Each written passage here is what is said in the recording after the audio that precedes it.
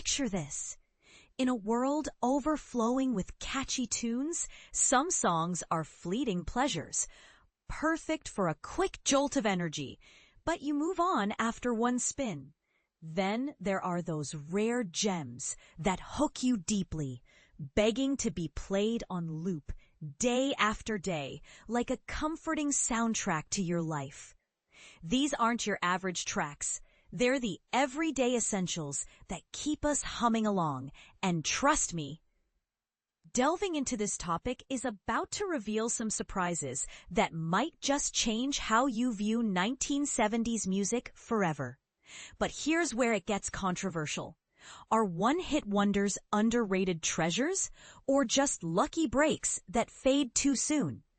Let's explore 3 standout examples from 1973 that prove why we could, and maybe should, hit replay endlessly. We're diving into a curated list of 3 singles inspired by insights from American songwriter from that iconic year. Focusing specifically on one-hit wonders, these are the kinds of songs you'd gladly slot into your playlist rotation without a second thought, looping them until the end of time. And yes, even if it means imagining cows grazing endlessly, hey, why not?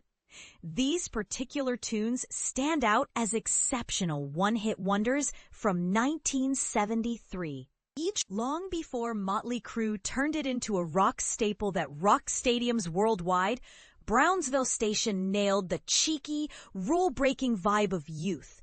Think sneaking a cigarette in the school restroom, thumbing your nose at authority, and feeling that wild freedom coursing through your veins. It's a snapshot of 1970s counterculture, where rock and roll was about pushing boundaries, and for many listeners, it still embodies that thrill. Imagine blasting this in your car on a road trip. It's the kind of energy boost that makes you want to crank up the volume and sing along without a care. This is the part most people miss, how a simple, smirky tune can channel generational angst so effectively. Next, let's talk about Right Place, Wrong Time by Dr. John from his 1973 album In the Right Place. Dr. John is practically synonymous with the vibrant, soulful sounds of New Orleans jazz and blues. A true icon of 20th century music who blended swampy rhythms with funky grooves. Even though this track was his only top 40 hit on the Billboard Hot 100, peaking at number 9, his influence on artists from Eric Clapton to the Black Crowes proves his lasting impact. We included him here because he's a must-know figure for aspiring music enthusiasts, someone whose eccentric style and deep roots in Creole culture make him endlessly fascinating. This song's laid-back groove and witty lyrics about life's unpredictable twists are why you could listen to it all day. It's like a smooth ride through the bayou, full of humor and heart. And this is where it gets intriguing. In an era of flashy rock stars, Dr. John. John's understated genius raises a question. Does true musical depth trump chart-topping fame? Finally, there's The Lord's Prayer by Sister Janet Mead, released as a single in 1973. If you've never encountered this oddball hit, you'd be forgiven for thinking it's a figment of someone's imagination. It's that unexpected. But here's the magic. This track isn't just melodically pleasing, it's a cultural oddity, transforming one of the most sacred Catholic prayers into a funky, disco-infused pop production that soared to number 1.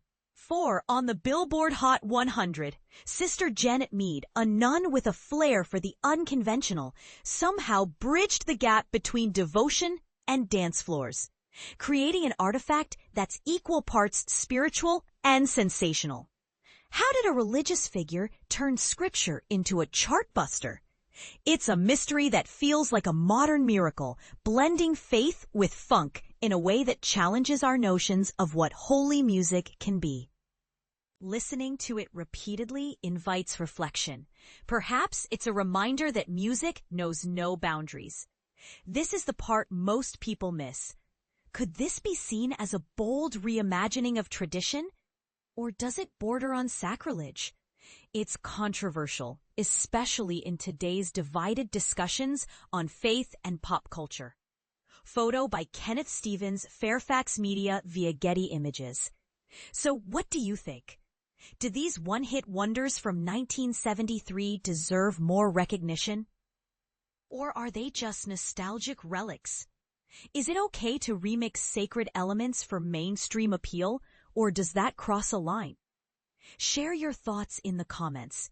Do you agree that some songs are built for eternal replays, or do you see a different angle? Let's discuss.